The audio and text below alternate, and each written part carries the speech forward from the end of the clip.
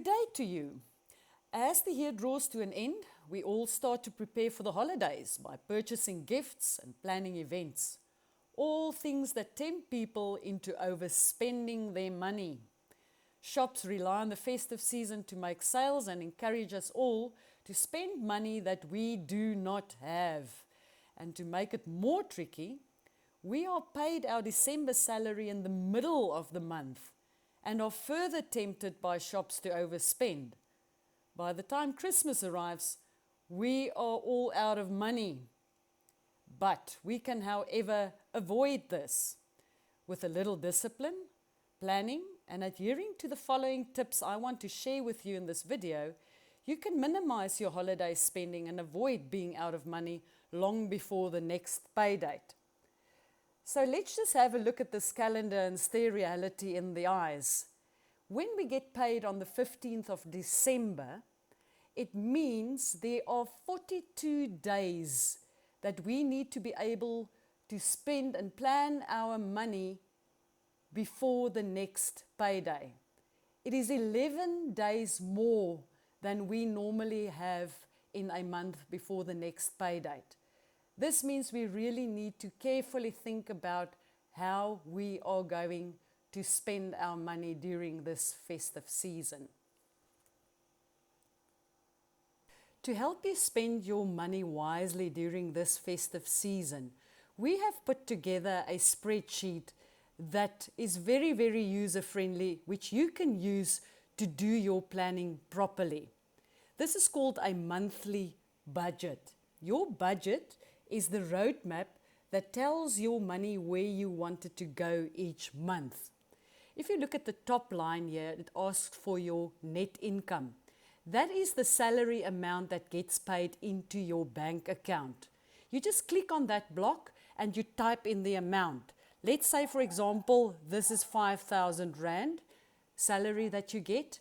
Then it asks for an extra income. So that could be any additional income that you get every month. For example, maintenance, or if you sell something on the sideline, you can include the amount in there. In this instance, we are going to get a bonus amount for December. So you can include that bonus amount in here as well. In this example, let's use 1,000 Rand as a bonus amount, which brings us to a total of 6,000 Rand that you can spend up until the next payday. Now, the next section is very, very important because this is where you're going to do your proper planning. These are the amounts that you're going to include that you have to pay every month. You cannot skip it. Otherwise, you're going to get into trouble. Let's say, for example, you have an Edgar's account. You have to pay by the end of the month a specific amount. Otherwise, it's going to be a very bad credit record that you're building, or your credit score, and you won't be able to apply for any other accounts in future. When we look at the top here, it says house or rent. So let's say, for example, you are renting a room, or you've bought a house and you have a bond amount that you need to pay at the end of the month. You need to include the amount here. In this example, let's say we are renting a room for 500 Rand a month. I'll type in 500. The next line is phone. So you know that you use your phone every month, and you now need to work out very carefully how much do you spend a month on airtime. Also now, keep into consideration, we have 11 additional days in January before we get to payday. So you also need to calculate for those 11 additional days. In this example, say we are paying 180 Rand per month on our cell phones. For the additional 11 days, let's work out an additional 50 Rand. So that would add up to 230 Rand that I need to plan for. The next line is electricity or gas. Again, this is festive season, so remember you may be using more electricity or gas because you are going to have family members over, there's going to be more lunches and dinners and those types of things. So make sure you cater for that as well as for those 11 additional days. Let's say it's 600 Rand. That's what you've worked out that you're going to have to pay up until next payday. Water and rates, the same thing there. So if you're paying for water, another 200 Rand for the month, as well as the 11 additional days. Then very importantly, we're all going to be using transport. If you have your own vehicle, remember you need to work out how much fuel are you going to be spending up until next payday. As well, if you have a used taxi or bus, you also need to work that out. And if you're going to be transporting your children as well, you have to work out making sure that you are covered.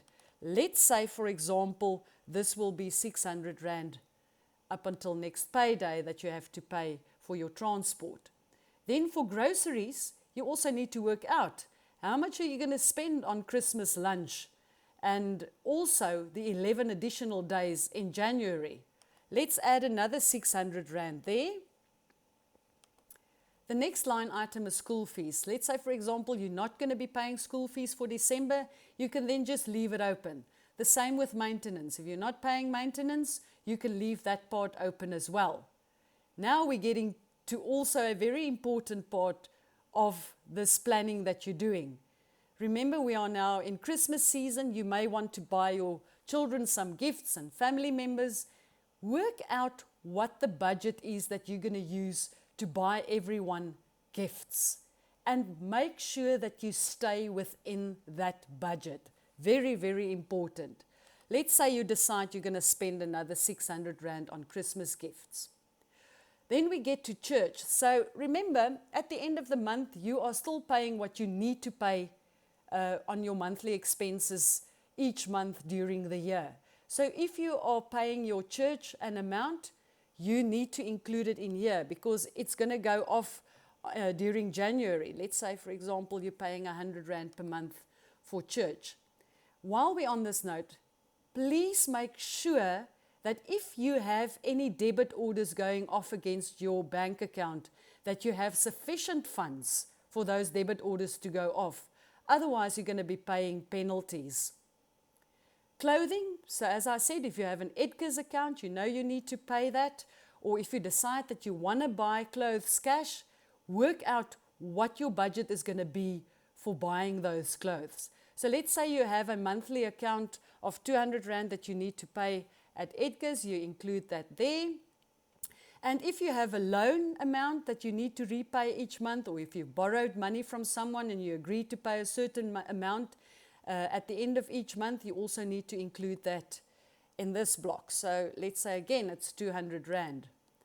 The next line is medicine. So if you are on chronic medicine, you know more or less what you are spending on your medicine per month, or if you have children that you know may use medicine, work out an amount to budget for that medicine. You see there's also lines open that says other. So anything else that you know that you need to pay on a monthly basis that's not included in this list, you can then just add the amounts in here. There's enough lines open for you to add those amounts. This will then bring you to the total amount that you need to budget for. There is no other way of going around this. This is what you need to pay. 3,830 Rand. Remember, you have a salary of 6,000 Rand, so if you subtract that, you will now see for up until the next payday, what you have remaining is 2,170 Rand. That is what you can now use up until next payday, after you have paid everything that you need to pay. It even breaks it down to what you have available per day up until next payday. In this instance, it would be 51 Rand 67 per day available. Please think wisely when you're spending your hard-earned money during this time. And I want to make use of this opportunity to wish you and your family a joyous and blessed festive season. Thank you.